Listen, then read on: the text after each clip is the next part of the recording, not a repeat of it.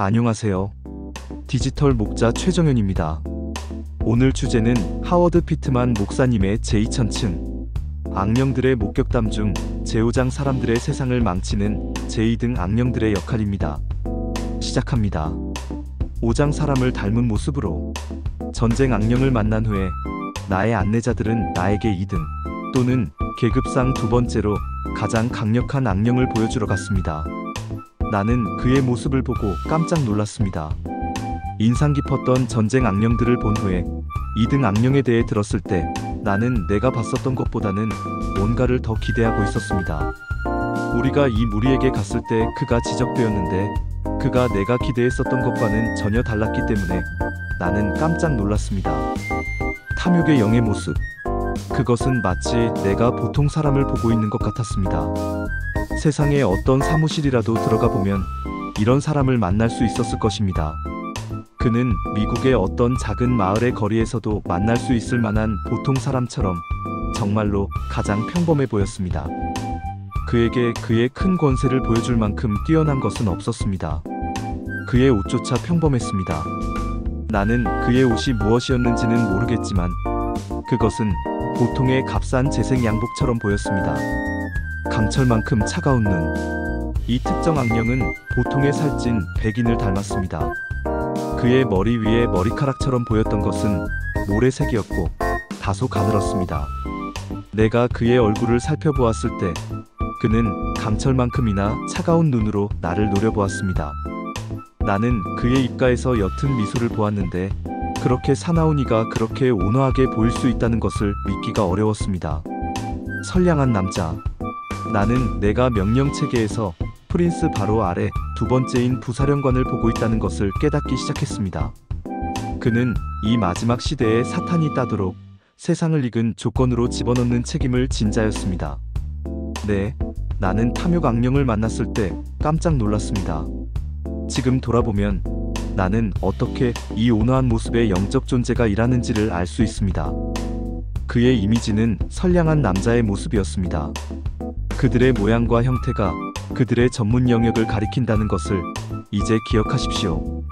이 선량한 남자는 그의 이미지가 너무나 사회에 받아들여지기 적합하기 때문에 자신의 업무를 수행하기가 쉽습니다. 어떤 악령들은 사람을 만족시킬 가짜 이미지를 만들기 위해 열심히 일해야 하지만 이 악령은 그렇지 않습니다. 절대 그렇지 않습니다. 그는 원조 선량한 남자입니다. 나 자신의 삶을 돌아보고 내가 어떻게 스스로를 선량한 남자라고 여겼었는지를 봤을 때 나는 이 악령이 거기서 일하고 있었다는 것을 압니다.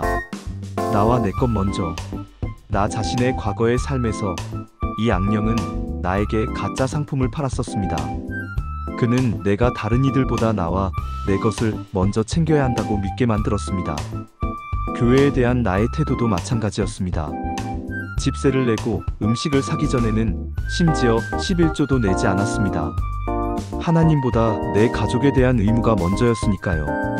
사실상 나와 내 것이 다른 어떤 것이나 다른 어떤 이보다 먼저였습니다. 돌아보면 나는 내 삶에서의 이기심을 볼 수 있는데 그것은 탐욕의 부산물입니다.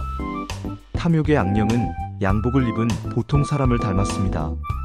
탐욕의 악령은 내가 내 이웃만큼 수준 높게 살 권리가 있고 내 가족이 이 물리적 세상에서 내 이웃의 가족들이 가지고 있는 것과 똑같은 것들을 가질 권리가 있다는 생각을 하도록 속였습니다. 그 모든 세상 물건들을 가지기 위해서 나는 부업을 하거나 시간 외로 일을 해야 했습니다. 나는 돈이 없었습니다.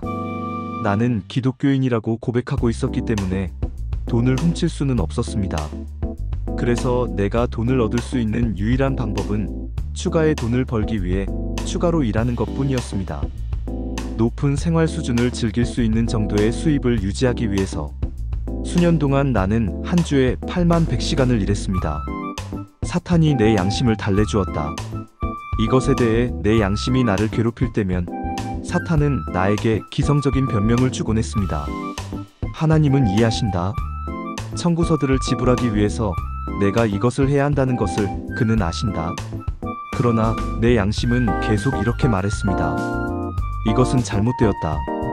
너의 아이들이 자라고 있는데 너는 거기에 없다. 너는 항상 일을 하고 있다. 그러나 그 오랜 악령은 나에게 계속 말했습니다. 하나님은 이해하신다. 그는 네가 일해야 하고 청구서를 지불해야 한다는 것을 아신다. 그 변명의 유일한 결점은 내가 하나님 앞에 섰을 때 그분이 이해하지 않으셨다는 것입니다.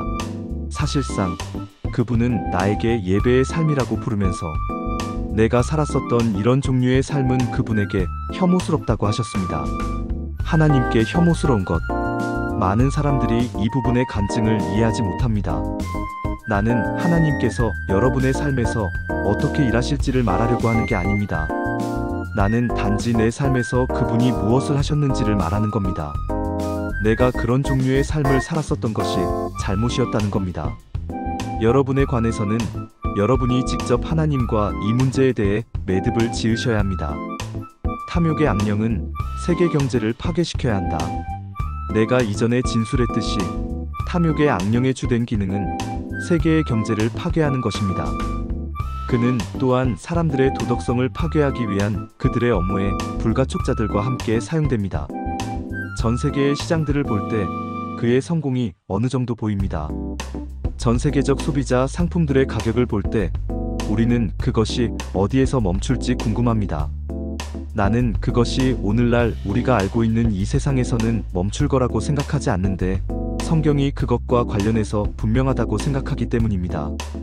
세계 경제는 바닥 수준에 있는 사람들이 자신들을 구해줄 사람을 찾아 외칠 정도로 너무나 절망적인 상태에 있어서야 합니다. 적그리스도가 따기 전에 세계가 무르익어야 합니다. 세계는 공포, 폭력, 범죄, 그리고 도매금의 부도덕성으로 가득 차야 합니다. 그러면 세계가 무르익게 될 것입니다. 들을 귀가 있는 자는 들으십시오. 라디오, 텔레비전, 신문에서 그 똑같은 모든 표징들을 보십시오. 적그리스도를 위해서 세계가 무르익는 것과 관련해서 우리가 어디쯤 서 있다고 생각하십니까? 두 번째 무리 중 다른 악령들. 탐욕의 악령과 같은 무리에 있는 다른 악령들은 증오, 정욕, 분쟁, 그리고 그런 급의 몇몇 다른 악령들입니다. 우리가 증오의 악령이 일하는 증거를 봅니까? 우리는 사람들이 서로 죽이면서 예수님의 이름으로 그것을 행한다고 말하는 것을 봅니다. 아일랜드 국가에서 우리는 사람들이 예수님의 이름으로 집에 화염 폭탄을 던지고 여자들과 아이들을 죽이는 것을 봅니다. 이제 내가 여러분에게 묻겠습니다. 무슨 영이 이것을 선동했을까요? 분명히 예수님의 영은 아니었습니다. 우리는 이란에서 사격분대들이 매달 수백 명을 쏘면서 이것을 하나님의 이름으로 하고 있는 것을 봅니다. 이것이 성령의 역사일까요? 아닙니다. 나는 여러분에게 이것이 증오의 영의 역사라고 말해드립니다. 분쟁. 분쟁의 악령은 어떻습니까? 우리가 그의 역사의 증거를 봅니까? 이 증거를 보기 위해 할 일은 지역 교도소를 지나가기만 하면 됩니다. 거기서 우리는 자기 가족들과도 사이좋게 지내지 못해서 온 많은 사람들을 봅니다. 그의 사역의 더 큰 증거는 오늘날 우리 교회들의 대부분의 회중들 속에서 발견됩니다. 교회의 구성원들이 사이좋게 지내지 못할 때 나머지 세상은 어떠리라고 생각하십니까? 부도덕성. 사탄은 잘 준비되어 있다. 부도덕성은 어떻습니까? 불가촉자들과 함께 일하는 정욕의 악령이 온 세상 사람들의 도덕성을 끌어내렸습니다. 심지어 종교 조직조차도 이런 상태에 대해 외치지 않는 것을 보는 것이 얼마나 슬픈 일인지요. 왜 좋은 기독교인으로 보이는 사람들이 그런 엄청난 부도덕성에 대해 공개적으로 외치지 않는 걸까요? 그것은 그들이 공개 여론을 통해 사탄에게 억눌려 있기 때문입니다. 오늘날 한 무리가 부도덕성에 대해 말하려고 시도할 때 그들은 잘 조직된 공적 미디어에 의해 공세를 받습니다. 사탄은 오늘날을 위한 준비가 잘 되어 있습니다. 여러분도 그만큼 준비되어 있습니까? 하나님의 말씀에 대한 지식. 이런 악령들이 실제가 아니라고 생각하시는 분들은 자신이 무슨 말을 하는지를 모릅니다. 더욱이 여러분은 이 마지막 때의 공격에 있어서 그들과 관련된 성경의 예언들에 대해 익숙하지 않습니다. 그들은 예정대로 아주 잘 맞춰가고 있습니다. 오늘날 악령들을 인지는 하면서도 우리가 그들에 대해 너무 많은 시간을 쓰고 있고 그들에 대해 이야기하는 것은 단지 그들을 영화롭게 할 뿐이며 그들이 우리 삶 속에서 중요하지 않다고 말하는 사람들이 많이 있습니다. 그 자체가 기독교인들에게 악령들을 경시하게 하고 나머지 세상에게 자신들이 실제가 아니라고 보이게 만들려는 마귀들의 잘못된 교리들 중에 하나입니다. 우리가 우리의 모든 시간을 그들을 폭로하는데 쓴다 해도 여전히 부족할 것입니다. 성경은 하나님의 말씀의 진리에 대한 지식이 없는 사람은 누구든지 사탄이 뜻대로 사로잡을 수 있다고 말합니다. 디모데후서 226. 하나님의 말씀의 진리에 대한 지식은 사탄과 그의 악령들의 역사에 대한 지식을 포함합니다. 하나님의 말씀의 진리에 대한 지식은 사탄을 대적하는 이 싸움에서 중요합니다.